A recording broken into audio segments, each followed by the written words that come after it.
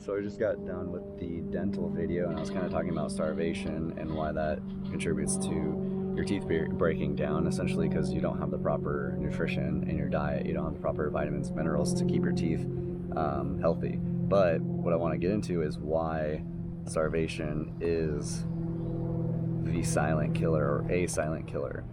And this probably happens to most people because most people aren't getting adequate vitamins and minerals in their diet. And the reason why is because they're eating foods that are terrible and unnatural. So if you're eating foods that are like pastas and breads and whatnot, those are literally products that don't have any animal vitamins in them, which are the most readily available vitamins and minerals for, or most bioavailable vitamins and minerals for the human body. So when you're doing that, you're essentially like, you might not look skinny on the outside, and you might not seem like you're unhealthy because you have some weight to you, but in reality your lean body mass is probably terrible, which is why a lot of people end up getting osteoporosis and other body function diseases. Is because they don't have enough lean body mass, and they're essentially not really able to do much, and their whole body is just breaking down. So yeah, that's why too, I'll get into this with like a lot of people who are in the West, or a lot of women who are in the West when they get pregnant, so they have all these nutritional needs for developing the baby, right?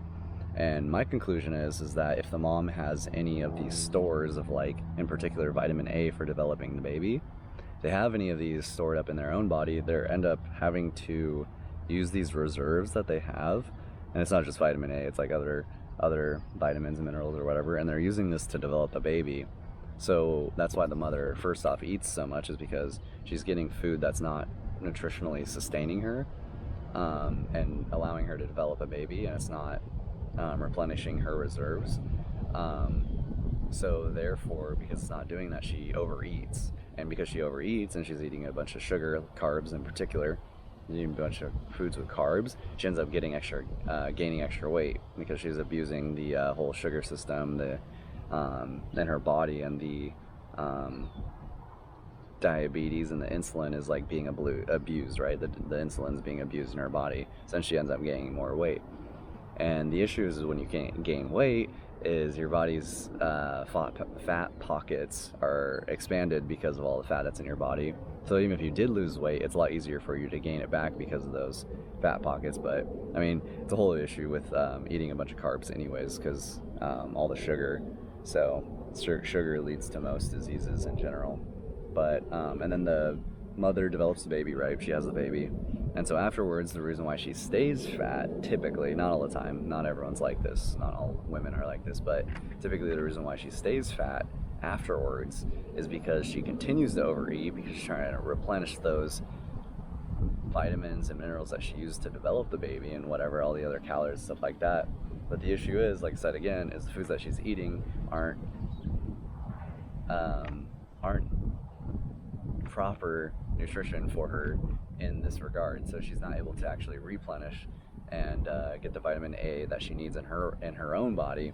So if she has another kid, then it becomes even more of a problem.